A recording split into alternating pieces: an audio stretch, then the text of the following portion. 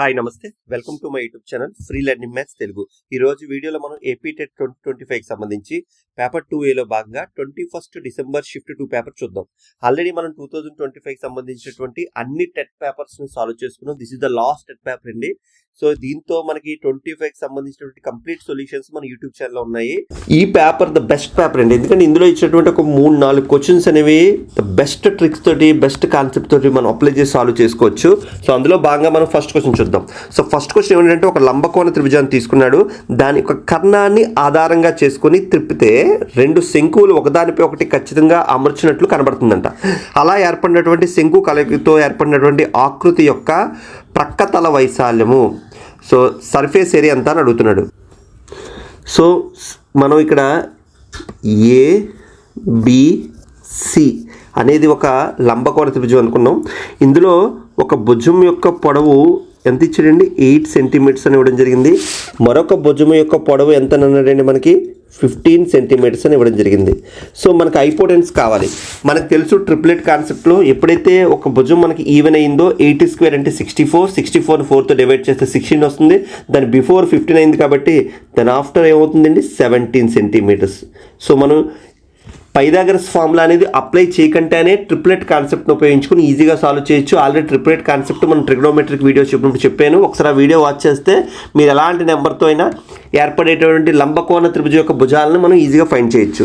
So ఇప్పుడు ఇది ఏమవుతుందండి, దీని యొక్క హైపోటెనిస్ అంటే దీన్ని బేస్ చేసుకొని మనం ఈ విధంగా రొటేట్ చేసినప్పుడు ఏమవుతుంది, 2 రకాల కోన్స్ ఏర్పడుతుంది. This is the first cone, this is the second cone. So మనకి స్పష్టంగా తెలిసి ఈ విధంగా ఏర్పడినటువంటి కోన్లో దీన్ని ఏమంటాం మనం, స్లాంట్ హైట్ అనడం జరుగుతుంది. దీని స్లాంట్ హైట్ అవుతుంది ఈ కోన్కి. ఇంకా మనకి ఏం కావాలంటే రేడియస్ కావాలి. ఇప్పుడు ఈ రేడియస్ నేను ఫైండ్ చేస్తే నేను లాటరల్ సర్ఫేస్ ఏరియాని ఈజీగా ఫైండ్ చేయొచ్చు. ఎందుకు, లాటరల్ సర్ఫేస్ ఏరియా వక్రతల వైశాల్యము ఆఫ్ ఏ కోన్ మనకి ఏమవుతుందండి, pi into radius into slant height. అంటే మనం ఏదైనా ఒక కోన్ యొక్క లాటరల్ సర్ఫేస్ ఏరియా ఫైండ్ చేయాలంటే దానికి ఏం కావచ్చండి, పై ఇంటూ రేడియస్ అంటే వ్యాసార్థము ఇంటూ ఏటవాలు ఎత్తు. ఇప్పుడు ఏటవాలు ఎత్తు మనకి స్పష్టంగా తెలిసి 2 కోన్ల యొక్క ఒక కోన్ యొక్క ఏటవాలు ఎత్తు అనేది 8 సెంటీమీటర్లు, మరొక కోన్ యొక్క ఏటవాలు ఎత్తు 15 సెంటీమీటర్స్. ఇప్పుడు మనం ఇంకేం ఫైండ్ చేస్తే సరిపోతుందండి, మనం రేడియస్ని ఫైండ్ చేస్తే సరిపోతుంది. మరి రేడియస్ని ఫైండ్ చేయాలంటే ఇక్కడ జాగ్రత్తగా గమనిస్తే మనం తీసుకున్నటువంటి ఏబిసి అనే ఒక లంబకోణ త్రిభుజంలో ఇక్కడ నేను ఏదో సమ్ డి అనుకున్నాను. ఈ బీడి అనేది ఏమవుతుందండి, ఈ లంబకోణ త్రిభుజంలో ఈ లంబ పాదం నుంచి కర్ణం మీద గీసినటువంటి లంబ రేఖ అవుతుంది, అంటే పర్పెండిక్యులర్ డిస్టెన్స్ అవుతుంది. సో ఈ యొక్క డిస్టెన్సే మనం ఏమనుకున్నాం అంటే ఆర్ అని చెప్పడం జరిగింది. ఇప్పుడు ఈ యొక్క రేడియస్ ఆర్ వాల్యూ మనకు కావాలంటే R is equal to product of 2 perpendicular lines, అంటే ఇక్కడ 8 and 15 బై హైపోటెనిస్యూ 17. సో మనకు ఆర్ వాల్యూ కావాలంటే ఏం చేయాలండి, ఇది ఏ అనుకుంటే, ఇది బి అనుకుంటే, ఇది సి అనుకుంటే ఆర్ ఈజ్ ఈక్వల్ టు మనకి ఏమవుతుందండి, ఏ ఇంటూ బి బై సి అవుతుంది. దాని ప్రకారం నేను రేడియస్ వాల్యూ ఆర్ కట్టాను. ఎప్పుడైతే నాకు ఆర్ వాల్యూ తెలిసిందో ఈ 2 కోన్ల యొక్క నాకు లాటరల్ సర్ఫేస్ ఏరియా కావాలి కాబట్టి lateral surface area is equal to ఈ రెండింటిని మనం ఏం చేస్తే యాడ్ చేస్తే సరిపోతుంది. కాబట్టి సో నా యొక్క ఫస్ట్ కోన్ అనుకున్నాను, దీన్ని సెకండ్ కోన్ అనుకున్నాను. సో ఫస్ట్ కోన్ యొక్క లాటరల్ సర్ఫేస్ ఏరియా మనకు కావాలంటే pi into radius R into ఇక్కడ స్లాంట్ హైట్ ఎంత అవుతుందండి, 8 అవుతుంది. అదేవిధంగా సెకండ్ కోన్కి ఏమవుతుందండి, pi into R into lateral surface slant height అనేది 15 అవుతుంది. ఈ రెండింటిని యాడ్ చేస్తే వచ్చేదే మనకి టోటల్ 2 కోన్స్ యొక్క లాటరల్ సర్ఫేస్ ఏరియా. కాబట్టి ఓవరాల్గా నేను పై ఆర్ కామన్ తీస్తే ఆర్ వాల్యూ మనకు తెలిసి ఎంతండి, 8 ఇంటూ 15 బై 17, 8 + 15 ఏమవుతుందండి 23 అవుతుంది. ఇప్పుడు దీన్ని మనం క్యాలిక్యులేట్ చేస్తే 8 15 120 120 23 అంటే 2760π/17. అంటే క్లియర్గా ఆప్షన్ 2 అనేది మన యొక్క ఆన్సర్ అవుతుంది. నెక్స్ట్ క్వశ్చన్ విషయానికి వచ్చేసరికి మనకి కాంపౌండ్ ఇంట్రెస్ట్ బేస్డ్ కాన్సెప్ట్ మీద క్వశ్చన్ ఇచ్చాడు. సో క్వశ్చన్లో ఏమన్నాడంటే 2 సంవత్సరాలకి 10% రేట్ ఆఫ్ ఇంట్రెస్ట్తో వచ్చినటువంటి చక్ర వడ్డీ అంటే కాంపౌండ్ ఇంట్రెస్ట్, అదేవిధంగా బారు వడ్డీ సింపుల్ ఇంట్రెస్ట్ యొక్క డిఫరెన్స్ ఎంత అన్నాడండి, 1800 రూపాయలు అన్నాడు. అయితే అదే అమౌంట్పై సేమ్ రేట్ ఆఫ్ ఇంట్రెస్ట్తో 4 సంవత్సరాలకు వచ్చేటువంటి చక్ర వడ్డీ ఎంత అంటున్నాడు. ఇప్పుడు ఈ లెక్కను మనం సాల్వ్ చేయడం కోసం చాలా సింపుల్గా మనం effective percentage or successive percentage కాన్సెప్ట్ని అప్లై చేసుకోవచ్చు. ఇప్పుడు చక్ర వడ్డీ అంటే ఏంటండి, అసలుతో పాటు ఇప్పుడు పి అనే అమౌంట్ ఉంది, దీనికి నాకు వడ్డీ ఎంతో వచ్చింది అనుకోండి ఈ వడ్డీ కూడా వడ్డీ కట్టడాన్ని మనం ఏమంటాం, చక్ర వడ్డీ అంటాం. సో బారు వడ్డీ అంటే ఏంటి, కేవలం అసలు మీద మాత్రమే క్యాలిక్యులేట్ చేస్తే దాన్ని బారు వడ్డీ అంటాం. ఇప్పుడు దీన్ని క్యాలిక్యులేట్ చేయడం కోసం ఏం చేస్తున్నానంటే సింపుల్గా ఇప్పుడు 10% రేట్ ఆఫ్ ఇంట్రెస్ట్ తీసుకున్నాం కాబట్టి 2 ఇయర్స్కి నాకు వచ్చేటటువంటి కాంపౌండ్ ఇంట్రెస్ట్ నేను ఫైండ్ చేయాలనుకున్నాను. ఎప్పుడైతే 2 ఇయర్స్కి వచ్చేటట్టు కాంపౌండ్ ఇంట్రెస్ట్ ఫైండ్ చేయాలంటే వడ్డీ మీద వడ్డీ అంటే సక్సెసివ్ పర్సంటేజ్. కాబట్టి నేను ఏం చేస్తున్నానంటే 10% ఫస్ట్ ఇయర్, సెకండ్ ఇయర్ కూడా 10%, 2 ఇయర్స్కి కలిపి ఎంత అవుతుందంటే ఎఫెక్టివ్ పర్సంటేజ్ 10 + 10 అంటే 100/100. అంటే నాకు 2 ఇయర్స్కి వచ్చేటటువంటి చక్రవడ్డీ ఎంత అండి, 21%. అదేవిధంగా నాకు 2 ఇయర్స్కి వచ్చేటటువంటి సింపుల్ ఇంట్రెస్ట్ కావాలంటే కేవలం అసలు మీదే కడతాం కాబట్టి 1 ఇయర్కి 10 కాబట్టి 2 ఇయర్స్కి ఎంత అవుతుందండి, 20% అవుతుంది. ఇప్పుడు ఈ రెండింటికి మధ్య వచ్చేటటువంటి డిఫరెన్స్ ఎంత అండి, 1%. ఈ 1% మనకి లెక్క ప్రకారం ఎంత అన్నాడండి, 1800 రూపాయలు అన్నాడు. క్లియర్. కానీ మనకు కావాల్సింది ఏంటి, అసలు అమౌంట్ కాదు, ఇదే అసలు అమౌంట్పై 4 సంవత్సరాలకు వచ్చేటువంటి చక్ర వడ్డీ ఎంత అన్నాడు. ఇప్పుడు నేను ఏం చేస్తాను, 4 సంవత్సరాలకి నాకు వచ్చేటటువంటి rate of interest value find చేస్తాను. సో ఇప్పుడు మనం ఏం చేయాలంటే చాలా సింపుల్, ఇదే సక్సెసివ్ కాన్సెప్ట్ వాడుతాను. 2 ఇయర్స్కి నాకు ఎంత అయిందండి, 21 అయింది. మరొక 2 ఇయర్స్కి కూడా 21 అంటే నాకు 4 ఇయర్స్కి కావాలి కాబట్టి సో నేను ఏం చేస్తాను అంటే 2 ఇయర్స్కి 21, మరొక 2 ఇయర్స్కి కూడా 21 సక్సెసివ్ ఎఫెక్ట్. సో 4 ఇయర్స్కి కావాలంటే 21 + 21 + 4 × 41/100. యాక్చువల్ ఫార్ములా అయితే x + y + xy/100. సో ఈ కాన్సెప్ట్ అప్లై చేసుకొని మనం ఈజీగా కాంపౌండ్ ఇంట్రెస్ట్ ప్రాబ్లమ్స్ సాల్వ్ చేయొచ్చు. సో ఇప్పుడు మనకి ఇది క్యాలిక్యులేట్ చేస్తే అవుతుంది 21 అంటే 42 + 4.41 అంటే ఓవరాల్గా మనకు వచ్చినటువంటి ఎఫెక్టివ్ ఆర్ సక్సెసివ్ పర్సంటేజ్ ఎంతండి, 46.1%. క్లియర్. ఇప్పుడు 1% మన లెక్క ప్రకారం 1800 అయితే 46.41% ఎంత. క్లియర్. సో మనం ఈజీగా దీన్ని క్యాలిక్యులేట్ చేయొచ్చు, దీనికోసం పెద్ద క్యాలిక్యులేషన్గా వెళ్ళొద్దు. సో 1% 1800 అయింది. సో మనకి 10% ఎంత అవుతుందండి, 18000. నాకేం కావాలి, 46.4% అంటే దీన్ని క్యాలిక్యులేట్ చేసుకుంటే 40 + 6 + 41 అంటే 0.41%గా రాసుకోవచ్చు కదా. ఇప్పుడు చెప్పండి, 1% 1800 అయితే 10% 18000 ఇంటూ 40% అంటే ఇంటూ 4. సో మనకి ఈ వాల్యూ కాస్త ఎంత అవుతుందండి, 72,000 అవుతుంది ఇక్కడికి. క్లియర్. ఇప్పుడు నాకు 6% కావాలి. 1% ఎంతండి, 1800. సో 6% అంటే 6 × 18 అంటే 6 × 18 అంటే 1080 కాబట్టి 10,800. సో 00823 అంటే ఇప్పుడు మనకి ఏమవుతుంది, 82,800. ఇంకా నాకేం కావాలి, 0.41 అంటే 0.41 మనం క్యాలిక్యులేట్ చేసుకుంటే ఏమవుతుంది, 1800 కన్నా తక్కువ వస్తుంది. కాబట్టి సింపుల్గా 82,800కి దగ్గరగా ఉన్న ఆప్షన్ ఒకటి ఉంది కాబట్టి ఆప్షన్ 4 అనేది మన యొక్క ఆన్సర్. సో ఈ విధంగా మనం కాంపౌండ్ ఇంట్రెస్ట్ ప్రాబ్లమ్ కూడా పెద్ద క్యాలిక్యులేషన్స్ లేకుండా ఈజీగా మనం సాల్వ్ చేసుకోవచ్చు. సో నెక్స్ట్ విషయానికి వచ్చేసరికి which of the following is smallest అని అడిగాడు. సో ఎప్పుడైతే మనకి ఈ విధంగా సర్ట్స్ రూపంలో ఇచ్చి మధ్యలో ప్లస్ ఉంది కాబట్టి మనకి ఏది చిన్నదో మనం చెప్పాలి అంటే ఏమీ లేదండి, ఈ రెండిటి యొక్క మల్టిప్లికేషన్ చేయండి. సో 12 8 ఎంతండి, 96. 13 ఏళ్ళు 91. 14 6 84. అదేవిధంగా 15 5 ఎంతండి, 75. ఇప్పుడు ఇచ్చినటువంటి సంఖ్యలో ఏది చిన్న సంఖ్య, మల్టిప్లికేషన్లో మనకి 75 అనేది చిన్న సంఖ్య. ఏదైతే చిన్న సంఖ్య ఉందో దాని రిలేటెడ్గా ఉండే థర్డ్ చిన్నది కాబట్టి ఆప్షన్ 4 అనేది మన యొక్క ఆన్సర్. సో నెక్స్ట్ క్వశ్చన్ విషయానికి వచ్చేసరికి స్క్వేర్ రూట్ ఆఫ్ అని ఒక వాల్యూ ఇచ్చాడు. ఊరికే మనం కంగారు పడిపోయి 2025 హోల్ స్క్వేర్ కట్టడం, దీన్ని మల్టిప్లికేషన్ చేయడం చేయొద్దు. ఇది ఈజ్ లెంతీ ప్రాసెస్ అయిపోతుంది. దీనికోసం మీకు అర్థం అవడం కోసం నేను ఏం చేస్తున్నానంటే శుభ్రంగా x = 2025 అనుకుంటున్నాను. ఎప్పుడైతే x = 2025 అయిందో x + 1 = ఎంత అవుతుందండి, 2026 అవుతుంది. x - 1 మనకి ఏమవుతుంది, 2024 అవుతుంది.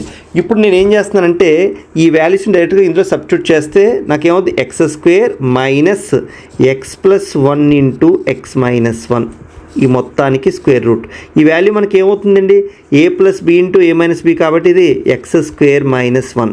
సో ఇప్పుడు ఇది మైనస్తో మల్టిపుల్ చేసుకున్నప్పుడు మనకు ఫైనల్గా ఈ వాల్యూ ఏమవుతుందండి, root over X square minus X square minus into minus plus 1. కాబట్టి స్క్వేర్ రూట్ ఆఫ్ 1 అంటే 1, కాబట్టి ఆప్షన్ 2 అనేది మన యొక్క ఆన్సర్. నెక్స్ట్ వచ్చే విషయానికి వచ్చేసరికి 1/4 మరియు 1/3 అఖర్ణీయ సంఖ్యల మధ్య ఉండని సంఖ్య ఏంటి అంటే ఈ రెండిటి యొక్క రేషనల్ నెంబర్ మధ్యన ఏ సంఖ్య ఉండదో అని అడుగుతున్నాయి కింద ఇచ్చినటువంటి ఫ్రాక్షన్స్లో. సో దీనికోసం మనం అన్నిటిని డెసిమల్కు మార్చుకొని ఒక లెంతీ ప్రాసెస్కి వెళ్ళొద్దు. మనకి ఏం కావాలి, రెండింటి మధ్యలో ఉండకూడదు. ఇప్పుడు నేను ఏం చేస్తానంటే ఫస్ట్ ఆప్షన్కి వెళ్ళిపోతున్నాను. మనకి ఏమన్నాడు 1/4 అండ్ 1/3 మధ్య 7/24 అనేది ఉందో లేదో మనకు తెలియాలంటే ఏంటి, కంపారిజన్కి వెళ్తున్నాను. ఇప్పుడు కంపారిజన్ చూసుకుంటే 1 ఇంటూ 24 7 4s 28. క్లియర్, అంటే 24 కన్నా 28 ఎక్కువ, కాబట్టి ఇది దీనికన్నా ఎక్కువ. నెక్స్ట్ ఇప్పుడు చూద్దాం, 7 3 ఇదంతే అండి 21, 24 ఒకటిలో 24. మళ్ళీ కంపేర్ చేసుకుంటే దీంతో పోలిస్తే ఇది ఎక్కువ.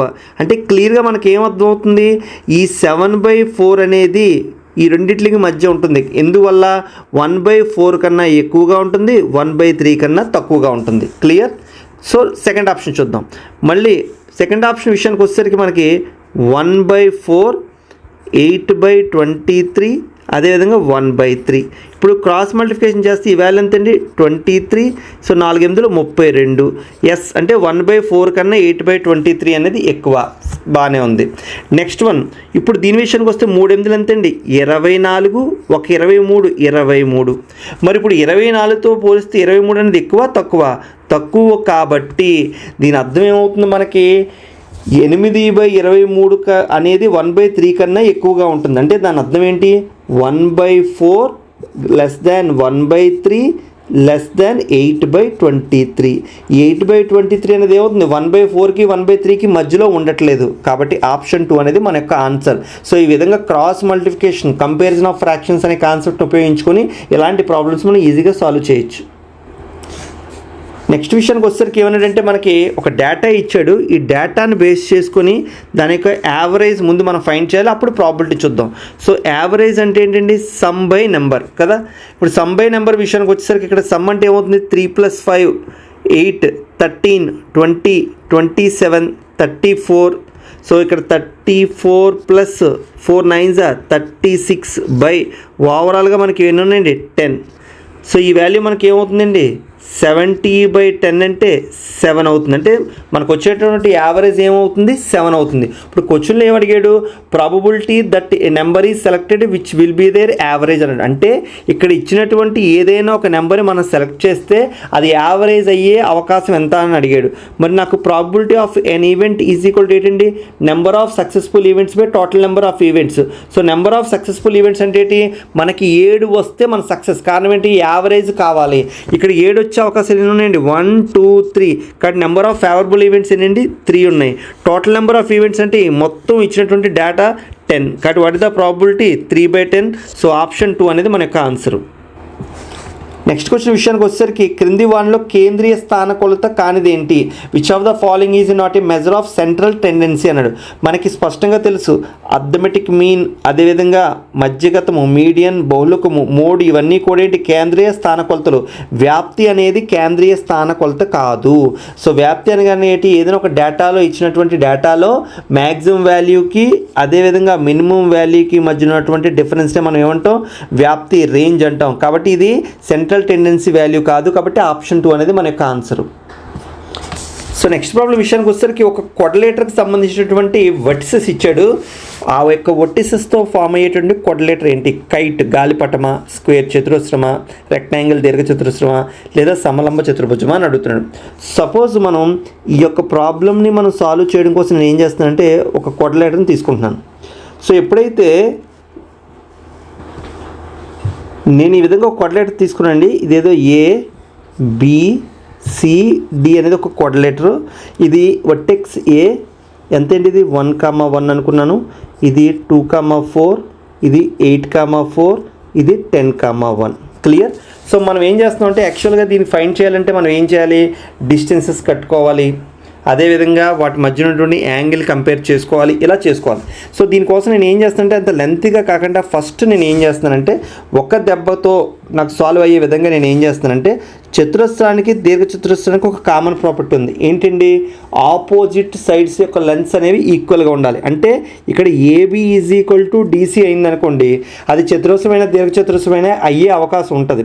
అందుకని నేను ఏం చేస్తానంటే వాటి యొక్క లెంత్ కడుతున్నాను. ఇప్పుడు ఏబీ లెంత్ కడుతున్నాను. So length of AB is equal to, so distance formula మనకు తెలుసు, difference of X coordinates and difference of Y coordinate. So difference of X coordinate 1² 1, difference of Y coordinate అంటే 3² 9. So ఈ value ఎంత అవుతుందండి? √10 అవుతుంది. అదేవిధంగా CD length కడుతున్నాను. Square root of difference of X coordinates అంటే 2² అంటే 4, 3² అంటే 9. ఈ వాల్యూ ఎంతండి? √13. ఇప్పుడు మనకి స్పష్టంగా ఏమవుతుంది? ఎదురెదురు భుజాల యొక్క పొడవులు ఏమవుతున్నాయి? సమానం కావట్లేదు. అంటే మనకి ఖచ్చితంగా అది చతురస్రము అవ్వదు, దీర్ఘ చతురస్రం అవ్వదు. సో మనం ఏం చేస్తాం? ఆప్షన్స్ని ఎలిమినేట్ చేస్తాం. క్లియర్? ఇంకప్పుడు మనకి ఏమవుతుంది? గాలిపటమా ట్రెపీజియమా చూడాలి. ఫస్ట్ గాలిపటం విషయానికి వద్దాం. గాలిపటం అంటే ఏంటండి? ఏదైనా ఒక కొడలేటర్ చతుర్భుజం మనం తీసుకుంటే దాని యొక్క పక్క భుజాలు అనేవి ఎలాగుంటే సమానంగా ఉంటే దాన్ని ఏమంటాం మనం? గాలిపటము, కైట్ అని చెప్పడం జరుగుతుంది. అందులో భాగంగా నేను ఏం చేస్తున్నానంటే ఎడ్జసెంట్ సైడ్ యొక్క లెంత్ కడుతున్నాను. ఆల్రెడీ నాకు ఇక్కడ ఏబీ లెంత్ తెలుసు కాబట్టి ఇప్పుడు నేను ఏం చేస్తున్నానంటే ఏడీ లెంత్ కడుతున్నాను. So AB is equal to AD అయితే అది కైట్ అయ్యే అవకాశం ఉంది. కాబట్టి ఏడీ ఈజ్ ఈక్వల్ టు మనకి డిఫరెన్స్ ఆఫ్ ఎక్స్ కోఆర్డినేట్స్ మనకి ఎంతండి? 9² అంటే 81. అదేవిధంగా వై కోఆర్డినేట్స్ అంటే 0, √81 అంటే 9. సో స్పష్టంగా మనకి ఏమవుతుంది? AB is not equal to AD అవుతుంది. అంటే పక్క భుజాల యొక్క పొడవులు కూడా సమానం అవ్వట్లేదు కాబట్టి అది ఏమవుతుంది? గాలిపటం కూడా కాదు. ఇంకా మీరు చెక్ చేయొద్దు. ట్రెపీజియం అనేది మన యొక్క ఆన్సర్. సో ఈ విధంగా మనం కోఆర్డినేట్ జామెట్రీకి సంబంధించినటువంటి ప్రాబ్లమ్స్ని ఇచ్చినటువంటి ఆప్షన్స్లో ఎలిమినేషన్ మెథడ్ని ఉపయోగించుకొని మనం సాల్వ్ చేసుకుంటే ఈజీగా సాల్వ్ చేసుకోవచ్చు. అదేవిధంగా మనం ఆల్రెడీ కోఆర్డినేట్ జామెట్రీ మీద నేను వీడియోస్ చేస్తున్నాను. ఒకసారి మీరు ఆ వీడియోస్ చూస్తే దాని రిలేటెడ్గా వచ్చేటువంటి ప్రాబ్లమ్స్ మీరు ఎలా సాల్వ్ చేయాలో టెట్ బేస్డ్ మీకు ఒక అవగాహన అనేది వస్తుంది. సో నెక్స్ట్ వన్ విషయానికి వచ్చేసరికి ఏమంటే distance between X and Y 3,2 is √2 అన్నాడు. అదేవిధంగా 2x + y = 7 అవుతుంది. అయితే x, y యొక్క పాయింట్లు ఏంటి అని అడుగుతున్నాడు. ఇప్పుడు దీన్ని మనం సాల్వ్ చేయాలనుకుంటే డిస్టెన్స్ ఫార్ములాని బేస్ చేసుకొని ఒక క్వాడ్రాటిక్ ఈక్వేషన్ మనం ఫామ్ చేసుకోవచ్చు. అదేవిధంగా దీన్ని ఒక లీనియర్ ఈక్వేషన్ తీసుకొని ఒక లెంతీ ప్రాబ్లం చేస్తా. నేను అంత కష్టపడట్లేదు, క్లియర్గా ఆప్షన్స్ నుంచి వెళ్ళిపోతున్నాను. సో ఫస్ట్ ఆప్షన్ అనేది ఇందులో సబ్స్టిట్యూట్ చేస్తున్నాను. అవునా కాదు చూద్దాం. ఇప్పుడు ఎక్స్ బదులు 2,3 వేస్తే దీని ఒక డిస్టెన్స్ కడితే డిఫరెన్స్ ఆఫ్ ఎక్స్ కోఆర్డినేట్స్ అంటే ఎంత అండి? 1² అంటే 1, డిఫరెన్స్ ఆఫ్ వై కోఆర్డినేట్స్ అంటే 1. సో √2 అవుతుంది. అంటే నాకు ఇచ్చినటువంటి కండిషన్ సాటిస్ఫై అవుతుంది. అంత మాత్రం ఇది ఆన్సర్ కాదు. ఇందులో కూడా మనకు సాటిస్ఫై అవుతుందో లేదు చూద్దాం. సో ఇందులో కూడా మనకి ఎక్స్ బదులు 2, వై బదులు 3 వేస్తే 2 2s are 4, 4 + 3 ఎంత అవుతుందండి? 7. కాబట్టి ఫస్ట్ ఆప్షన్ అనేది మన యొక్క ఆన్సర్ అని కన్క్లూడ్ చేయొద్దు. ఎందుకు? ఇక్కడ ఆప్షన్ 3లో బోత్ 1 and 2 కూడా అన్నాడు కాబట్టి ఆప్షన్ 2ను కూడా మనం చెక్ చేసిన తర్వాతే కన్క్లూడ్ చేయాలి. ఇప్పుడు ఆప్షన్ 2 చూద్దాం. సో ఇప్పుడు ఆప్షన్స్ 2ను మనం తీసుకుంటే ఎక్స్ బదులు ఎంతండి? 16/5. అదే వై బదులు ఎంతండి? 3/5 సబ్స్టిట్యూట్ చేసుకున్నాను. ఇప్పుడు దీనికి డిస్టెన్స్ ఫార్ములా మనం అప్లై చేసుకుంటే ఈ 3/5 కూడా నేను క్యాలిక్యులేషన్ కోసం 5 ఉండే రాయితే 5తో మల్టిపుల్ చేసి డివైడ్ చేశాను అనుకోండి, ఈజీ క్యాలిక్యులేషను. ఇది ఏమవుతుంది నాకు? 15/5. దీన్ని కూడా 5తో మల్టిపుల్ చేస్తే 10/5. క్లియర్? అంటే క్యాలిక్యులేషన్ కోసం నేను మార్చుకున్నాను అంతే. ఇప్పుడు నాకు దీని ఒక డిస్టెన్స్ ఫార్ములా అంటే డిఫరెన్స్ ఆఫ్ ఎక్స్ కోఆర్డినేట్ అంటే 16 - 5/15 అంటే 1/5 2 అంటే 1/25 ప్లస్ అదేవిధంగా డిఫరెన్స్ ఆఫ్ వై కోఆర్డినేట్స్ అంటే 3 - 10 అంటే 7. So 7 7s are 49/25. సో ఇది కాస్త రాస్తే √50/25 అవుతుంది. సో √2 అనేది అవుతుంది. సో ఈ యొక్క కండిషన్ ఇది సాటిస్ఫై చేస్తుంది.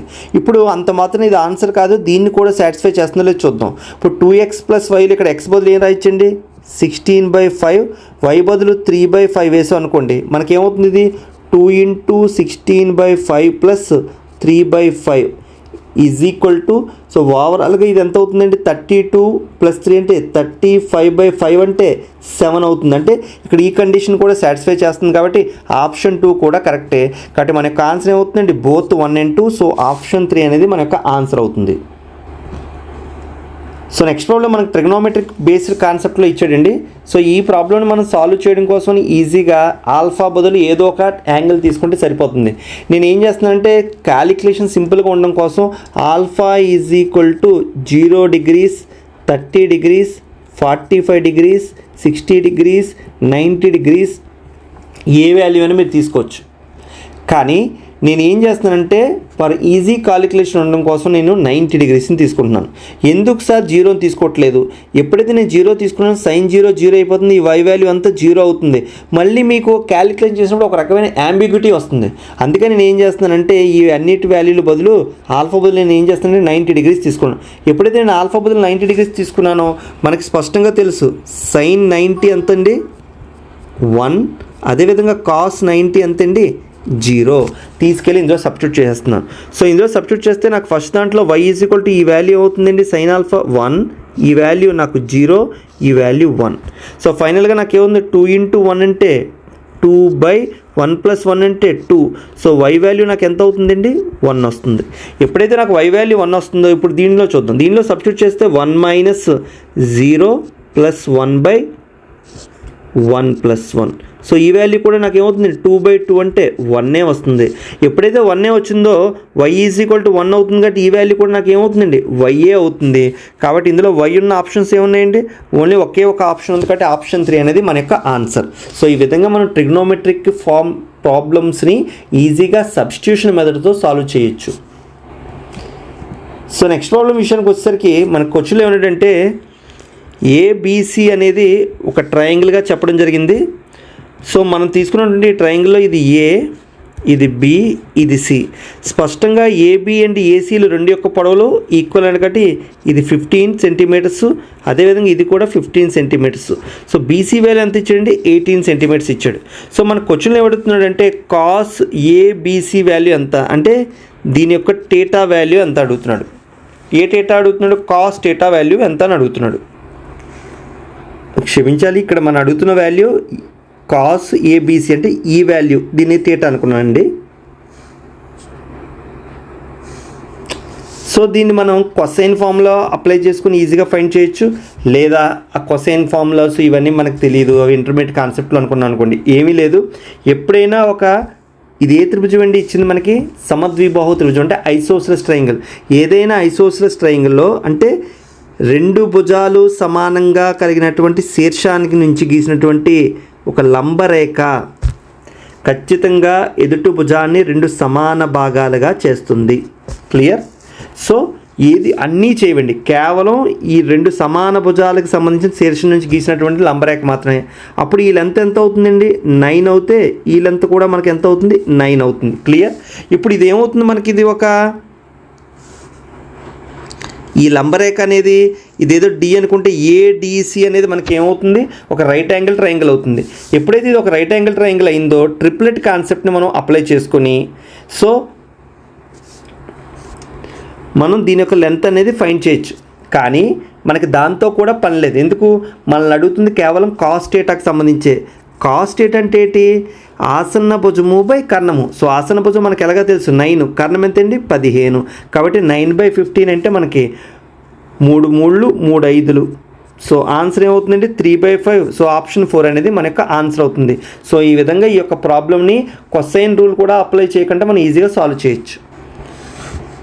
సో నెక్స్ట్ వన్ విషయానికి వచ్చేసరికి ఒక క్యూబిక్ ఈక్వేషన్ ఇచ్చాడు. దాని యొక్క రూట్స్ 3 ఉంటాయి కదా, అవి roots a-b, a and a+b అంటే a+b వాల్యూ ఎంత అని అడుగుతున్నాడు.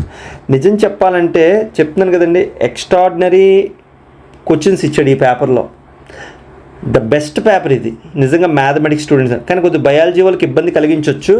సో దీన్ని సాల్వ్ చేయడం కోసం మనకి ఒక చిన్న కాన్సెప్ట్ చెప్తున్నాను. సపోజ్ ఇక్కడ ax³ + bx² + cx + d = 0 అనేది ఒక క్యూబిక్ ఈక్వేషను.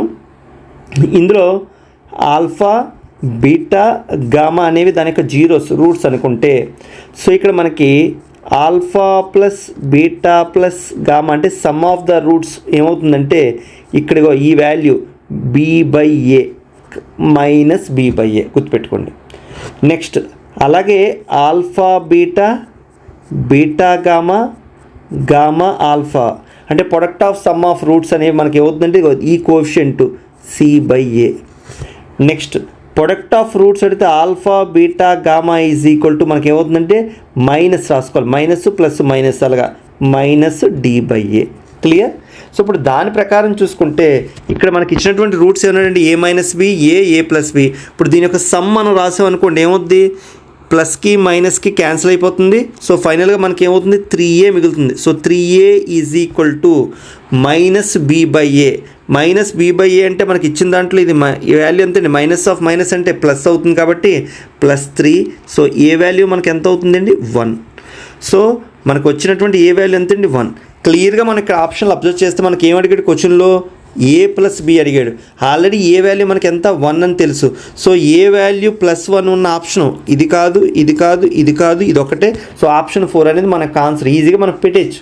బి వాల్యూ మనం ఫైండ్ చేయని అవసరం లేదు నేను తప్పదు ఫైండ్ చేద్దామన్నా మనం మళ్ళీ ఫైండ్ అది ఆ వాల్యూ కూడా మనం ఫైండ్ చేసుకుందాం. సో నెక్స్ట్ విషయం కోసం మనం డైరెక్ట్గా ప్రొడక్ట్ ఆఫ్ రూట్స్కి వెళ్ళిపోదాం. ప్రొడక్ట్ ఆఫ్ రూట్స్ అంటే ఇది A-B into A into A+B. అంటే దీన్ని రాస్తే రాయించండి, A into A² - B² is equal to -D/A. అంటే ఎంతండి 1/1 అంటే 1. మనకు స్పష్టంగా తెలుసు ఏ వాల్యూ కూడా ఎంతండి 1 కాబట్టి. సో 1 ఇంటూ 1² అంటే 1 - B² is equal to 1. Clear? So ఈ వాల్యూ కాస్త మనం ఫైండ్ చేయడం కోసం, సో ఇది -D/1 కాబట్టి ఇది -1 అవుతుందండి, -1. సో ఈ వాల్యూ కాస్త మనం ఫైండ్ చేయడం కోసం ఏం చేస్తున్నానంటే నేను ఈ వాల్యూ ఇటుపక్క చూస్తే ప్లస్ అవుతుంది కాబట్టి B² ఈజ్ ఈక్వల్ టు 2. అప్పుడు B ఈజ్ ఈక్వల్ టు మనకి ఏమవుతుందండి +√2. సో అప్పుడు A+B అంటే 1 +√2. అప్పుడైనా ఆప్షన్ 4 అనేది మన యొక్క ఆన్సర్. సో నెక్స్ట్ క్వశ్చన్ విషయానికి వస్తారు, క్రింది వాటిలో గరిష్టమైనది ఏంటి అని అడుగుతున్నాడు. సో మనకి 7² అంటే ఎంతండి 49. అదేవిధంగా దీన్ని రాస్తే రాసుకోవచ్చు 7² హోల్ పవర్ 3/2. అప్పుడు ఏమవుతుంది 2కి 2 క్యాన్సిల్ అయిపోతే 7³ అంటే 343. క్లియర్? సో అదేవిధంగా ఈ వాల్యూని కూడా మనం రాసుకుంటే ఏం రాసుకోవచ్చు, 343ని కాస్త నేను రాస్తే 343 whole power -1 whole power -1/3. Clear? అంటే మైనస్ ఇంటూ మైనస్ ప్లస్ అవుతుంది కాబట్టి ఈ వాల్యూ కాస్త 7³ హోల్ పవర్ 1/3. అంటే ఈ వాల్యూ ఎంత అవుతుందండి మనకి 7 అవుతుంది. నెక్స్ట్ ఈ వాల్యూ మనం రాస్తే ఏమవుతుంది 2401 హోల్ పవర్ -1/4 అని ఇచ్చాడు. సో దీన్ని మనం రాసుకుంటే వచ్చు 7/4 హోల్ పవర్ -1/4 అవుతుంది. సో 4కి 4కి క్యాన్సిల్ అవుతుంది. ఈ వాల్యూ కాస్త 1/7. ఇప్పుడు మనం చెప్పండి ఫస్ట్ దాని ఆప్షన్ యొక్క వాల్యూ ఎంత వచ్చిందండి 49. సెకండ్ ఆప్షన్ ఏమొచ్చింది 343. థర్డ్ వన్ ఏమో 7, 1/7. ఇందులో ఏది పెద్ద వాల్యూ అండి 343 కాబట్టి ఆప్షన్ 2 అనేది గ్రేటెస్ట్ వాల్యూ కాబట్టి మన ఆన్సర్ 2. సో నెక్స్ట్ ప్రాబ్లం విషయానికి వచ్చేసరికి 2, 3 are the roots of the quadratic equation ఇచ్చాడు. సపోజ్ ఇందాకలాగా మనం చూసుకుంటే ax² + bx + c is equal to 0 అనేది క్వాడ్రాటిక్ ఈక్వేషను. దీని యొక్క రూట్స్ ఆల్ఫా, బీటాలు అయితే some of the roots alpha + beta is equal to -B/A అవుతుంది. Product of the roots alpha beta is equal to C/A అవుతుంది. ఇప్పుడు దాన్ని బేస్ చేసుకొని మనం రాసుకుంటే ఇక్కడ ఆల్ఫా బీటా వీళ్ళు ఎంత ఇచ్చాడు 2 and 3 ఇచ్చాడు కాబట్టి సమ్ ఆఫ్ ద రూట్స్ అంటే 5 ఈజ్ ఈక్వల్ టు -B/A అంటే ఈ వాల్యూ కదా, మైనస్ ఆఫ్ మైనస్ అంటే ప్లస్ 2k/3.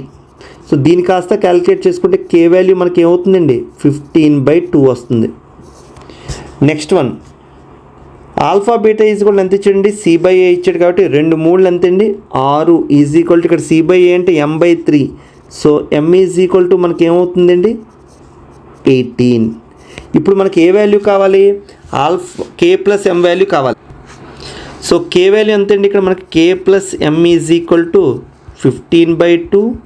ఇక్కడ m వాల్యూ 18 అంటే దీన్ని రాసుకుంటే క్యాలిక్యులేషన్ కోసం 36/2 అంటే ఏమవుతుంది ఇది 51/2 అవుతుంది. సో ఆప్షన్ 2 అనేది మన యొక్క ఆన్సర్ అవుతుంది. సో నెక్స్ట్ ప్రాబ్లం, సో ఇదే కాన్సెప్ట్ మీద మనకి రీసెంట్ టెట్ అండ్ డిఎస్ ఎగ్జామినేషన్లో సర్కిల్స్ బేస్లో యాంగిల్స్ సంబంధించి ఇలాంటి ప్రాబ్లమ్స్ని చాలా ఎక్కువ అడుగుతున్నాడు. సో మీరు వీటికి సంబంధించినటువంటి బేసిక్ కండిషన్ మైండ్లో పెట్టుకుంటే ఈజీగా సాల్వ్ చేయొచ్చు. ఇప్పుడు క్వశ్చన్లో మనకి ఏమన్నాడు, ఒక సర్కిల్ తీసుకున్నాం, దీని యొక్క సెంటర్ అంతా, దీని యొక్క సెంటర్ R అని చెప్పడం జరిగింది. తర్వాత ఏమన్నాడు ఏ అనే ఒక ఎక్స్టర్నల్ పాయింట్ తీసుకున్నాను. ఈ ఏ అనే ఒక ఎక్స్టర్నల్ పాయింట్ దగ్గర నుంచి దీనికి ఏం చేశాను నేను ట్యాంజెంట్స్ని డ్రా చేశాను. ఇదొక ట్యాంజెంటు, అదేవిధంగా ఇదొక ట్యాంజెంటు. దీన్ని ఏదో ఏపీ అనుకున్నానండి, దీన్ని ఏదో విధంగా నేను ఏక్యూ అన్నాడు. క్లియర్? ఇప్పుడు క్వశ్చన్ ఏమన్నాడు, బిందువు ఏ నుండి ఆర్ కేంద్రాల వృత్తానికి ఇవ్వబడిన స్పర్శరేఖలు ఏపీ మరియు ఏక్యూల మధ్య కోణం 80 డిగ్రీలు అయినా, అంటే ఈ మధ్యన యాంగిల్ ఇచ్చిన ఎంత అండి 80 డిగ్రీస్ అయినా పిఆర్ఏ కోణం ఎంత, అంటే ఈ పిఆర్ఏ థీటా వాల్యూ ఎంత అని అడుగుతున్నాడు. క్లియర్? సో ఇది మనకి సుస్పష్టంగా తెలుసు.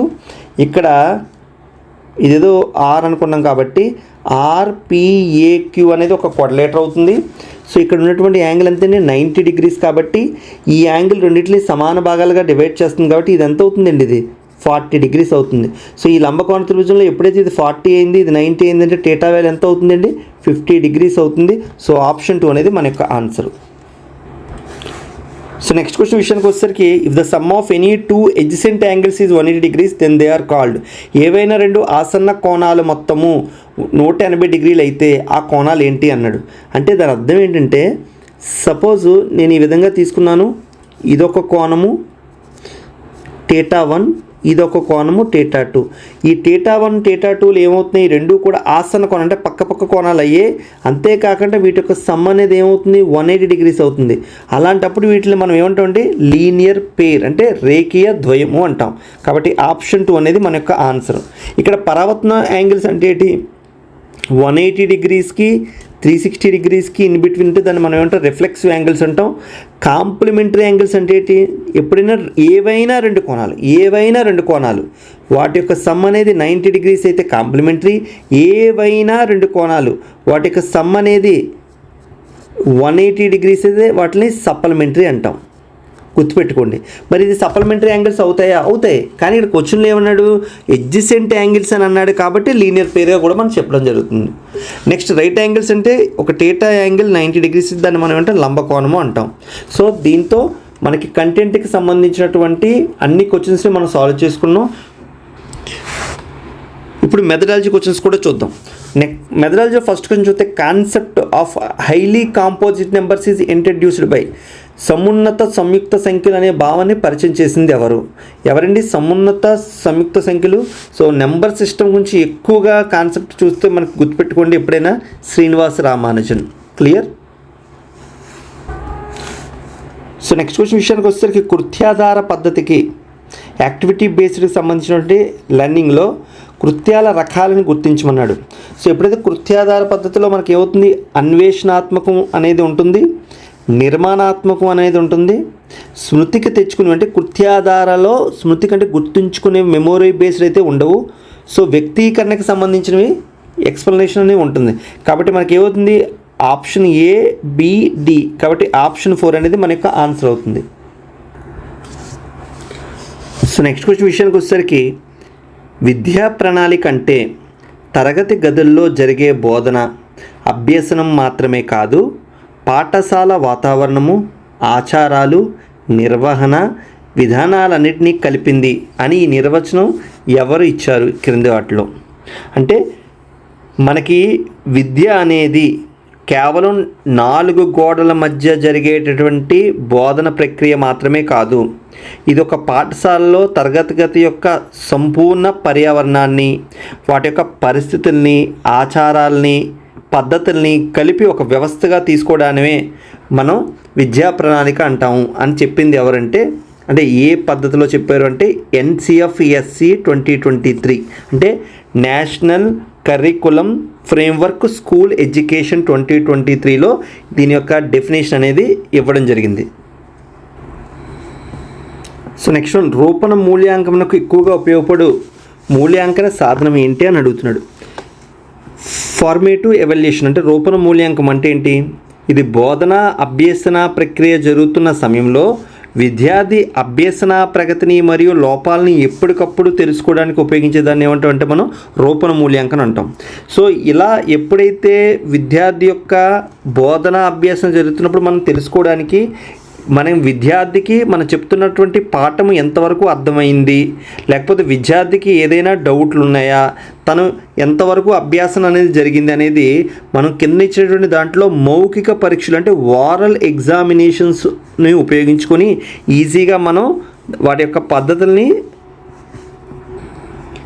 ఎవాల్యుయేట్ చేయడానికి అవుతుంది. కాబట్టి రూపణ మూల్యాంకనాలు ఎక్కువగా ఉపయోగపడే మూల్యాంకన సాధనం ఏంటండి? మౌఖిక పరీక్షలు.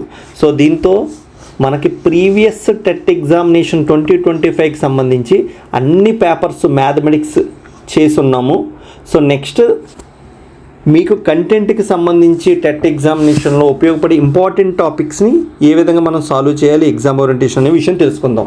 అంతేకాకుండా మీకు ఏవైనా సజెషన్స్ కానీ డౌట్స్ కానీ ఉంటే ఖచ్చితంగా కామెంట్ సెక్షన్లో మీరు తెలపండి. వాటికి సంబంధించినటువంటి డౌట్స్ని మనం అందులో క్లారిఫై చేసుకుందాం. Thank you.